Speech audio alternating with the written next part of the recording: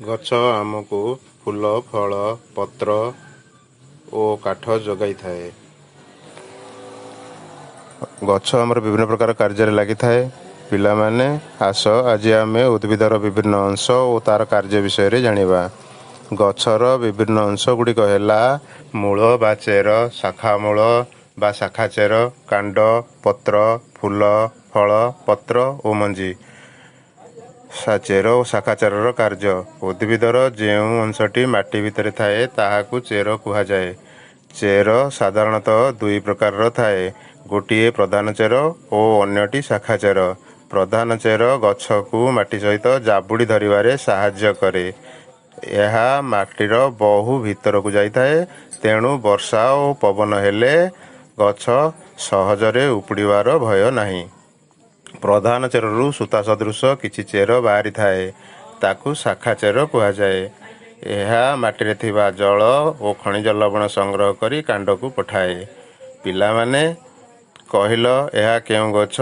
ଏହା ହେଉଛି ମୂଳା ଗଛ। ଏହି ମୂଳା ଗଛର ମୂଳା ପ୍ରଧାନ ମୂଳ ଅଟେ। ମୂଳା ଗଛର ମୂଳରେ ଖାଦ୍ୟ ସଞ୍ଚିତ ହୋଇ ରହିଥିବାରୁ ଏହାକୁ ଭଣ୍ଡାର ମୂଳ କୁହାଯାଏ। ମୂଳରେ ଖାଦ୍ୟ ସଞ୍ଚିତ ହୋଇ ରହିଥିବାରୁ ଏହାକୁ ଆମେ ଖାଦ୍ୟ ରୂପେ ବ୍ୟବହାର କରିଥାଉ। ସେହିପରି ବିଟ୍, ଗାଜର ଇତ୍ୟାଦି ଭଣ୍ଡାର ମୂଳ ଅଟେ। ତାପରେ କାଣ୍ଡର କାର୍ଯ୍ୟ। କାଣ୍ଡ ମାଟି ଉପରେ ଗଛକୁ ଦୃଢ଼ ଉପରେ ଠିଆ କରି ଧରି ରଖିବାରେ ସାହାଯ୍ୟ କରେ। କାଣ୍ଡ ଚେର ଦ୍ୱାରା ଶୋଷିତ ଜଳ ଓ ଖଣିଜ ଲବଣ ପତ୍ରକୁ ପଠାଏ ଓ ଗଛ ତା'ର ସବୁଜ ପତ୍ରରେ ଆଲୋକ ସଂଶ୍ଳେଷଣ ଦ୍ୱାରା ଖାଦ୍ୟ ପ୍ରସ୍ତୁତ କରେ। ପତ୍ରରେ ତିଆରି ଖାଦ୍ୟ ଡେମ୍ଫ ଦେଇ କାଣ୍ଡକୁ ଆସେ ଓ କାଣ୍ଡ ଦ୍ୱାରା ସବୁ ଗଛକୁ ଯାଏ।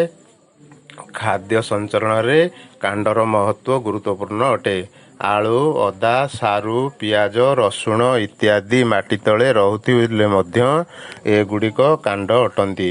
ଏଗୁଡ଼ିକୁ ଆମେ ଖାଦ୍ୟ ରୂପେ ଖାଇଥାଉ। ଏଗୁଡ଼ିକୁ ସଞ୍ଚୟକାରୀ କାଣ୍ଡ କୁହାଯାଏ। ଏବେ ଆମେ ପତ୍ରର କାର୍ଯ୍ୟ ଜାଣିବା।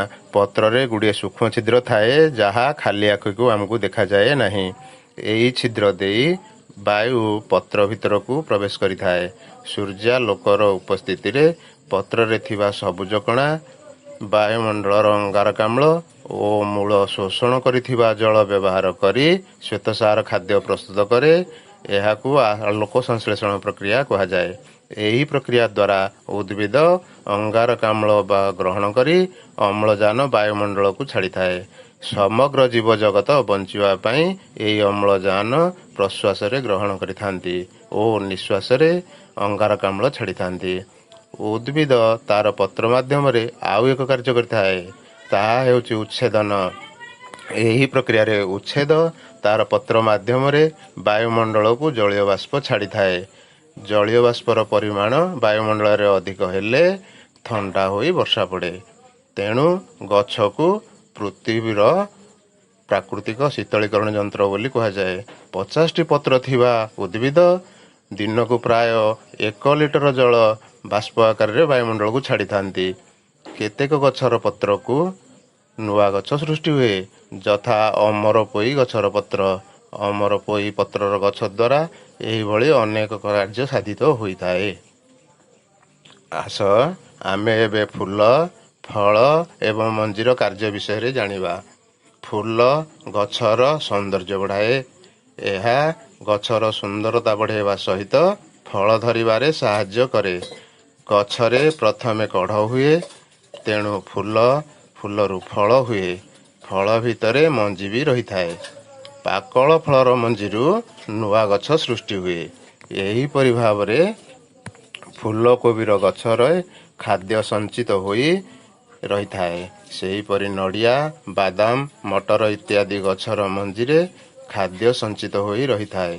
ପିଲାମାନେ, ଆମେ ଉଦ୍ଭିଦର ବିଭିନ୍ନ ଅଂଶ ଓ କାର୍ଯ୍ୟ ବିଷୟରେ ତ ଜାଣିଲେ। ଏବେ ମୁଁ ତୁମମାନଙ୍କୁ କିଛି ପ୍ରଶ୍ନ ଦେଉଛି, ତମେ ଲେଖିନିଅ। ପ୍ରଶ୍ନ 1. ଉଦ୍ଭିଦ କିପରି ଖାଦ୍ୟ ପ୍ରସ୍ତୁତ କରେ ଲେଖ। ପ୍ରଶ୍ନ ନମ୍ବର 2. କାଣ୍ଡର କାର୍ଯ୍ୟ ଗୁଡ଼ିକ ଲେଖ। ପ୍ରଶ୍ନ ନମ୍ବର 3. କେଉଁ କେଉଁ ଉଦ୍ଭିଦର ଫୁଲକୁ ଆମେ ଖାଦ୍ୟ ରୂପେ ବ୍ୟବହାର କରିଥାଉ ଲେଖ। ଧନ୍ୟବାଦ।